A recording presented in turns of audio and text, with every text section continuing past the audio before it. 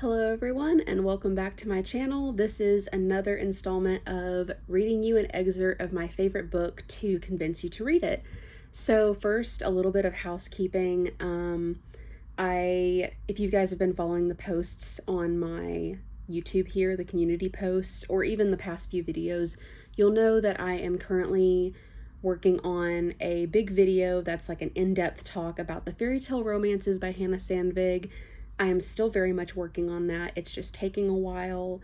And I figured that in the meantime, I would film a quick little like excerpt reading video again, just so I can, keep content rolling on the channel. So yeah, that's pretty much all the housekeeping that I have for that. So anyway, today I'm really excited about this. And I only wanted to film it if there was like a thunderstorm or like rain entering my area of where I live, and there is, so I'm gonna capitalize on the mood. So that's why everything is kind of dark. I have like my fairy lights going. It's so nice, which actually I'm gonna go ahead and light my bakery cinnamon rolls candle from HEB because best. Gotta set the mood, you know what I mean? So anyway, gonna have that going. It's gonna be all moody and cozy, so I hope that you guys will enjoy this. And I know that it's still August, but in my heart it is very much fall. It is very much fall. So for all the fall lovers, unite.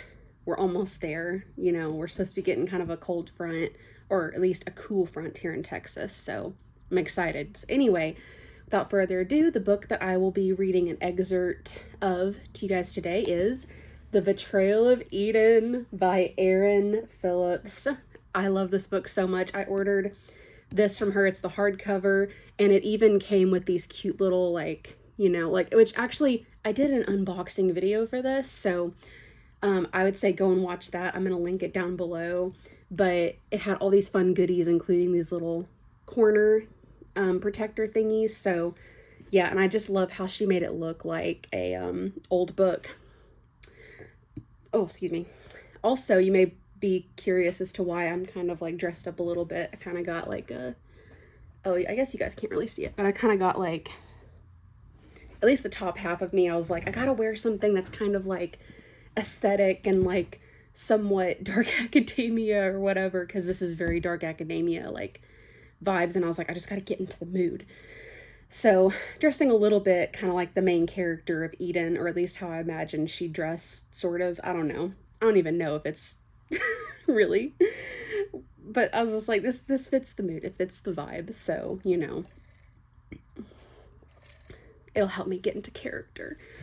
So anyway, in case you guys don't know or you haven't watched my unboxing video, The Betrayal of Eden is book 1 in a gender-swapped fantasy reimagining of The Count of Monte Cristo, and it's going to be a trilogy. I think I already said that. And book 2, which is going to be called The Hunt of Calypso, is coming out next year. She's already working on it, and then she's even actually beginning to write book 3 pretty soon. So she's pumping them out pretty fast. So anyway, before I read, I'm going to try to read you guys the prologue and then the first chapter.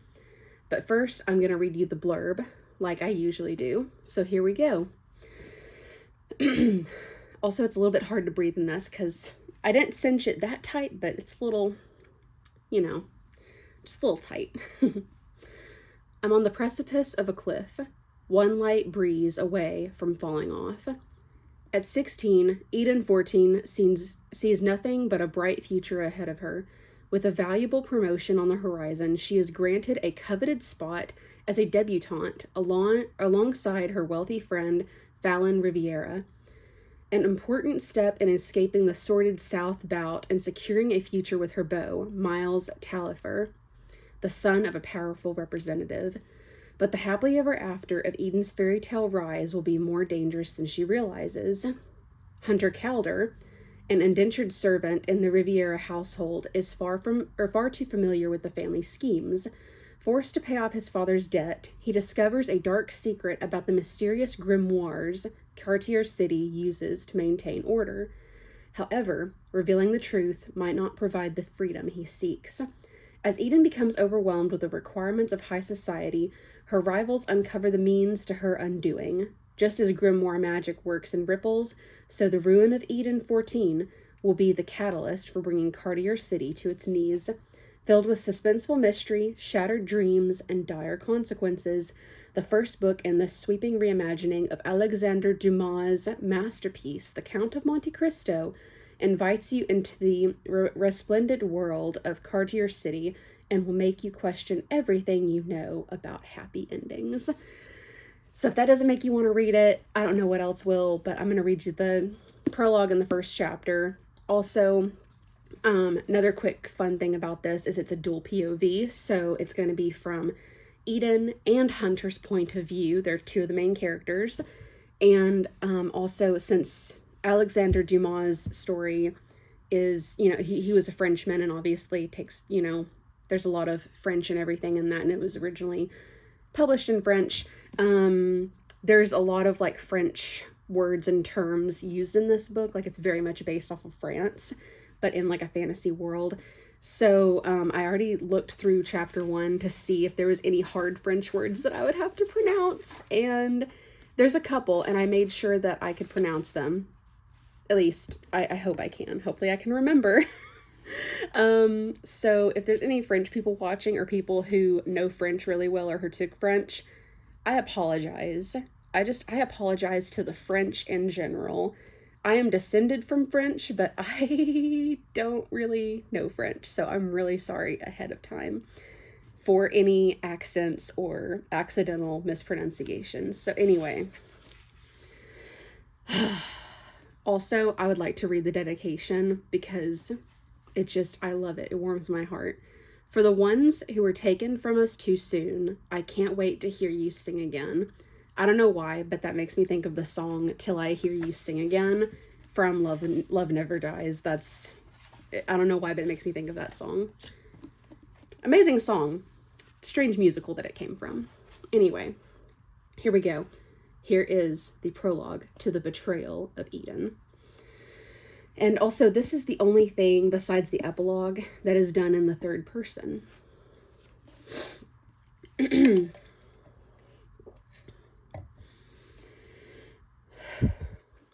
There was no criminal fleeing into the darkened alley, no knife discarded on the ground, no trace of a violent attack. There was only a woman, gasping for air as she halted her steps, clutching her daughter's hand. But the docks had just come into view, so the young girl pulled away from her mother's grasp. Father was finally coming home. Frost clung to every surface as a salty winter wind swept in from the sea, biting at her cheeks and seeping through the layers of wool and cotton. Without the warmth of her mother, the little girl looked over her shoulder expectantly, confident that comforting hands would pull her into an embrace and a kind voice would tell her to be patient. But instead of gentle whispers and soft kisses, the anguished cry of her mother pierced the air, chilling her to the bone. The woman had fallen, a pool of red forming at her side. A man shouted that someone had been stabbed, and a boy jumped to ring the police bell hanging on the side of the dirt road. "It's all right." The mother reached for her daughter, hand trembling, only to collapse harder against the ground, a throaty cough swallowing her words. The girl took 2 steps toward her mother, brown eyes wide, mouth agape, but then her feet would move no closer. An elderly woman wrapped her arms around the girl, keeping her still as chaos erupted around them. Someone shouted for a doctor as the crowd gathered, too shocked and too bewildered to do anything more than watch the tragedy unfold in front of them. An older man pressed his hands against the wound as the thin blue cotton of the mother's dress turned deep red. She shrieked, clutching her side as maroon bloomed there too. She gasped, but her lungs refused to fill with air. The little girl's heart seized with the need to be held by her mother, to be held and for this nightmare to end. She broke free from the stranger's arms, rushing forward and falling to her knees to her mother's side. Tears blurred her vision as she grasped her mother's fingers, slick and wet and far too weak. Another groan of agony, but this one deeper, hopeless. Blood soaked the mother's dress, soaked the daughter's knees, soaked the dirt ground beneath them. The girl clutched her own stomach. Was she next? The mother's wide eyes did not leave her daughter's, even in her final moments, desperate to comfort her child. Eden, don't remember me like this. But Eden didn't know how to obey her mother's last wishes. There had been no rips in the fabric, no knife, no one running away, nothing. There would be no investigation, no arrest, no justice. Just as a young mother lying in a coffin, her widowed husband trying to be strong, and her little girl overcome with confusion and pain. No one could answer the simplest question. How did my mother die? But on that day, someone had to die. It was as inevitable as the setting sun, for ripples turn into waves, and yet, when the tide returns to the shore, the shape it takes is often unpredictable.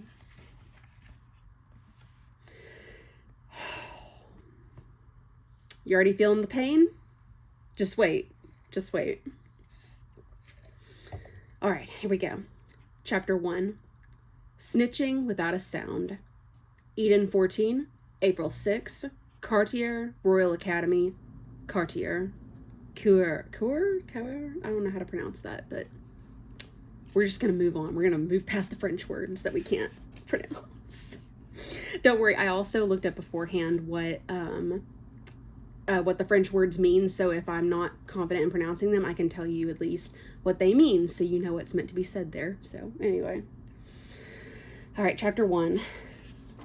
I should turn around and leave, pretend I didn't see anything, but my brain hasn't caught up with my body. The worn heels of my boots leave the carpet of the hall and thump onto the hardwood floor.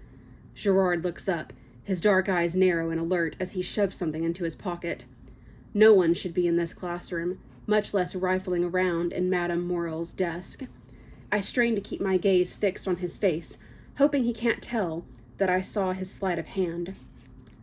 Do you need something, Monsieur Bouchard? He is already walking toward me, hands clenched at his sides, jaw set, eyes focused forward. I brace myself, although I know if he tried to harm me while on academy grounds, he would be swiftly suspended. At least, that's what the Code of Conduct says. But Gerard Bouchard comes from a family with money, connections, and a reputation of questionable morals. I'm just a teacher's aide, not even a student.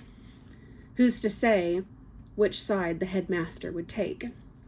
Gerard breezes past me as if I didn't exist at all, heading toward the door. Clouds part outside, and the classroom is warmed by the sunlight streaming in from tall windows. I can just make out my faint reflection in the glass, a navy skirt and plain vest over an old blouse, chestnut brown hair loosely braided, as Gerard's figure disappears behind me.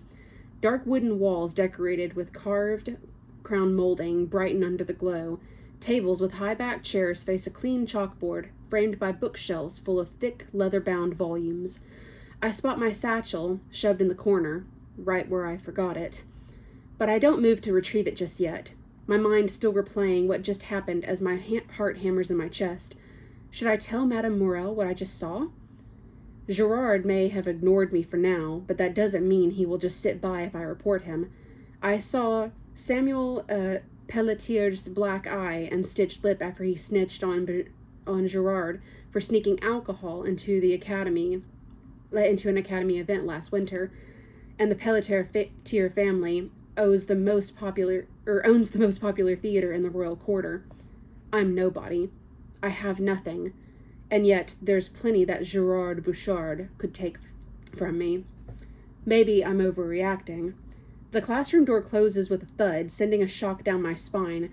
Just as I begin to let out a soft exhale, heavy footsteps thump behind me. You're thinking about tattling on me, aren't you, Eden? Gerard's posh... Oh, wait, sorry. He's got to sound posh. Sorry, we got to do this again. You're thinking about tattling on me, aren't you, Eden? Yeah, there we go. That's posh. Gerard's posh voice holds a sinister edge. He stands between me and my escape, and I won't beat him in a battle of strength. Lifting my chin, I steel myself against his intimidation. With a shake of my head, I turn toward him. Monsieur Bouchard, choose your words carefully, Edie. Gerard's hot breath covers my face, and I trip backwards, almost falling just to put distance between us.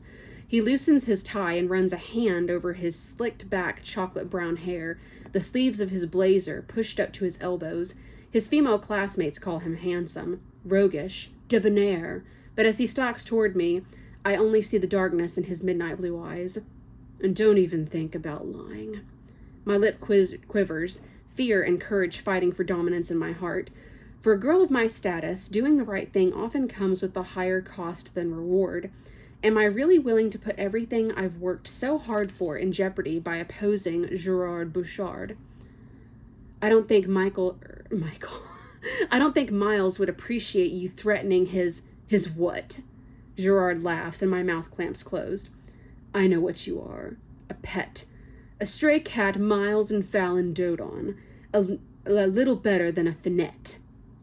I meet his gaze sharply as he spits out the nickname for those who live in the South Bout. His arms are still loose at his sides when he stops moving, staring down at me as he cracks his neck.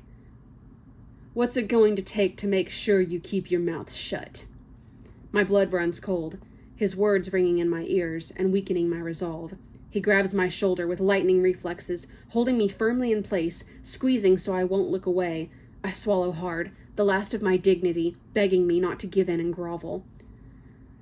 Monsieur Bouchard? Mademoiselle Fortine? Madame Morel's voice cuts into the air, as sharp as a pen on paper, and Gerard releases me.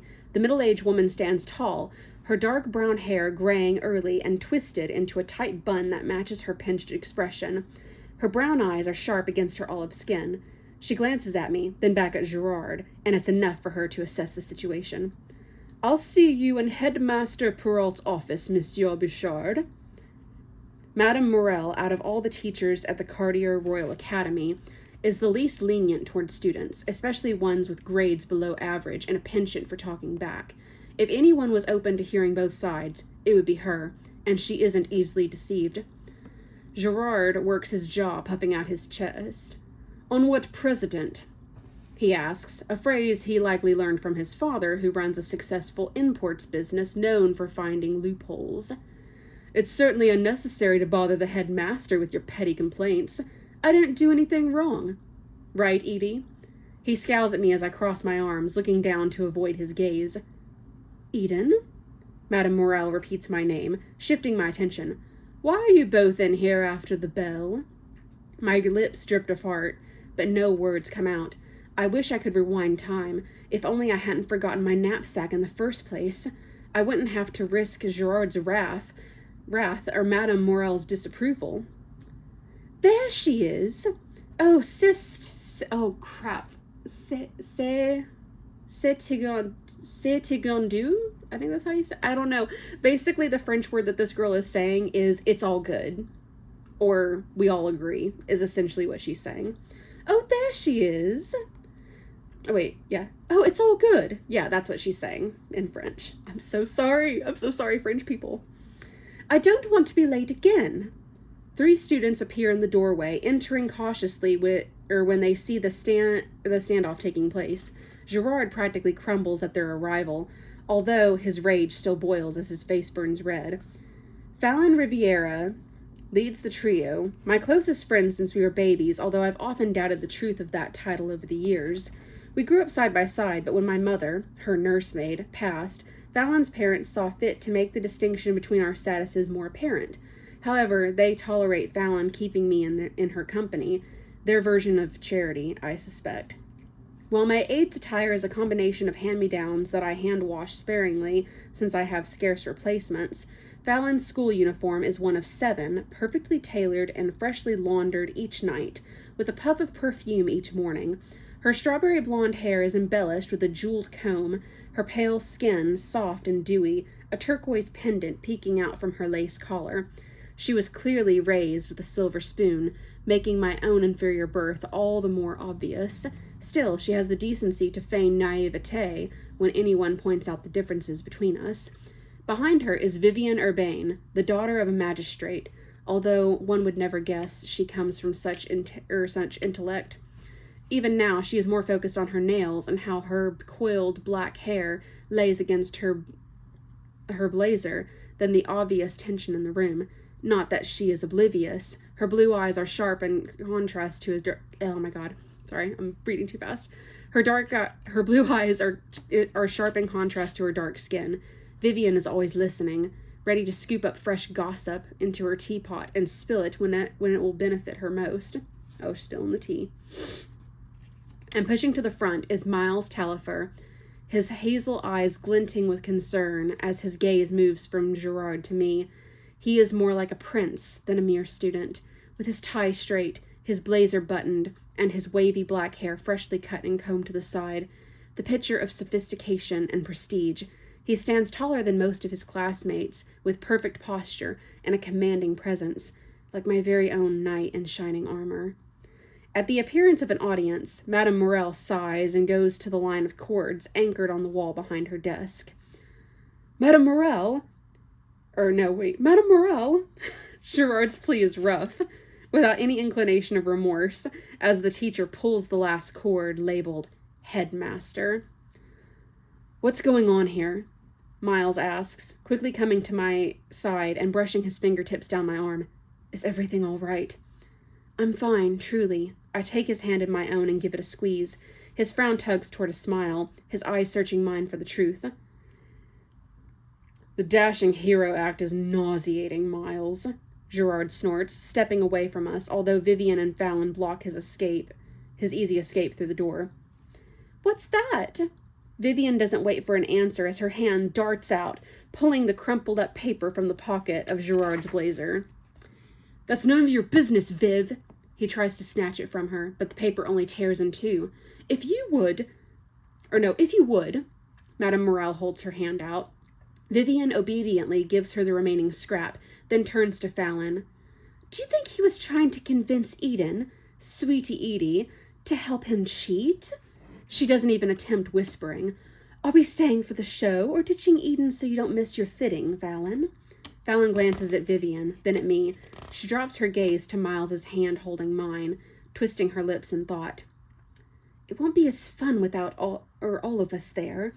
The invitation for me to join them is mostly because Fallon wants to show off her gown for the debutante ball, even if it isn't completely finished yet. Her pride is an easy burden for me, as long as she continues to keep me in her company. To be in the inner circle of Cartier City's most successful families is worth its weight in gold, or at least in hand-me-downs. Gerard rolls his eyes dramatically as he steps forward, ready to shove the girls aside. This is absurd. This is the exam key, Madame Morel says, her voice level without a drop of surprise. You called for... Oh, quite the gathering, I see. Madame Morel? Headmaster Perrault appears in the doorway, and Fallon and Vivian step aside. He adjusts his glasses on his nose, his white hair thinning like a halo around his head. Monsieur Bouchard was found with the exam key stuffed in his pocket, Madame Morel answers, handing over the scrap of paper, the other piece clearly still in Gerard's grasp. He crushes it into a ball. Headmaster Perrault barely glances at the sheet. I've warned you about this, Monsieur Bouchard. He makes pointed eye contact with Gerard, then lets out a long sigh. Perhaps you'd like to come to my office? I wasn't stealing them. Eden offered to sell them to me, but I would never. Miles's grip on my hand tightens. Eden would never break the rules, Gerard, especially not for you. I can't help but smile. I don't know what I'd do without him. Monsieur Bouchard, this will be your 5th strike. 5th? Headmaster Perrault crosses his arms over his chest like a scolding parent. So you're going to take her side? Monsieur! I think that's supposed to mean stupid, and I don't know if I'm pronouncing it right. Moving on. He's basically saying, stupid. Headmaster Perrault doesn't acknowledge Gerard's outburst. The standard is to expel students after 3. Fallon gasps. You're going to expel him? The headmaster shifts, his frown heavy with disappointment. I'll send a letter of discharge to your father, Monsieur Bouchard. I'm sorry I couldn't inspire better morals in you. At the mention of his father, Gerard pales, regret clouding his eyes. Please, it was a mistake. Don't tell my father. But the headmaster meets Gerard's gaze with sorrow, cutting off the plea as if he has heard it 100 times and can't extend any more grace on the student's behalf. Shall I call for an escort? Gerard doesn't answer. He merely casts me a glance. more threatening than any words he could have spoken, then exits with a grimace. Monsieur Perrault, Fallon begins, her brow furrowed. The Bouchard family. I've made my decision, Mademoiselle Riviera. Fallon presses her lips together, looking to Miles for support. Come on, Vivian, she commands, exiting and hurrying after Gerard, or perhaps to her appointment. Headmaster Perrault hands the scrap of paper back to Madame Morel. It appears you will have to rewrite the test. Mademoiselle Fortine will help me, I'm sure, Madame Morel replies. She's the one who caught Gerard. I didn't really do anything. I don't mean to sound offensive, but Gerard's threat is still ringing in my ears. It won't matter what his demise... it won't matter that his demise was of his own making. He will still want someone else to blame. No need to be modest, Eden, Miles says, beaming from ear to ear. Of course not, Headmaster Perrault agrees. I try to smile, but my face feels stiff. All of the teachers speak highly of you and your attentiveness in their classrooms. I promise I didn't give Gerard the answer key. Even though no one has acknowledged Gerard's accusation, I can't risk his lies going undisputed. I would never put my job in jeopardy, monsieur. We believe you, Eden, Madame Morel says, a soft smile of reassurance on her lips. Headmaster, did you review my recommendation letter? Unfortunately, I haven't gotten to the task yet, madam. The headmaster responds, conversation shifting away from me. Looking up at Miles, I try to ignore the pit in my gut. Shall we catch up with Fallon? How about we grab a couple of maple cream puffs instead, and then I'll walk you home. My mouth waters at the thought, and my stomach decides it's not anxious but starving. Since Miles and I aren't officially courting, he is careful not to spoil me too much, but pastries leave no evidence that would get him into trouble. Did Mademoiselle Fortine apply for the promotion? My brow furrows at the mention of my name. What promotion? Monsieur Collard is retiring at the end of the term. Oh, wait. I'm so sorry. This is actually the... Sorry, this is the headmaster speaking. Monsieur Collard is retiring at the end of the term, and Madame Morel wrote a letter of recommendation electing you for the position. Are you interested? I blink. Monsieur Collard is the office administrator, overseeing those of us who assist teachers with cleaning blackboards, running errands, and compiling grades, on top of managing applications and schedules. That job would certainly come with a raise, but I never talk about money in front of Miles. You would need to keep up with the classrooms on your roster while Monsieur Collard trains you, but given today's display of integrity, I think a formal interview would be appropriate. Don't you agree, Madame Morel? I shouldn't get my hopes up in case he changes his mind after reviewing my file. I hadn't applied because I didn't think I was old enough. You'll be 17 by the time the fall term starts, won't you, Eden? Madame Morel clarifies. I nod. If Monsieur Collard gives his approval after an interview, I think we can make an exception, the headmaster says. I'm still processing everything as Miles whispers into my ear. Sounds like we'll need to celebrate. The hairs on my arms raise as my cheeks flush. Report to Monsieur Collard during your lunch break tomorrow, mademoiselle. Headmaster Perrault holds out his hand, and I accept it with a firm shake. Then he bows his head to Miles. Monsieur Tellifer, and swiftly exits. Madame Morel smiles, but it doesn't quite reach her eyes when Miles puts a hand on my back to escort me from the room.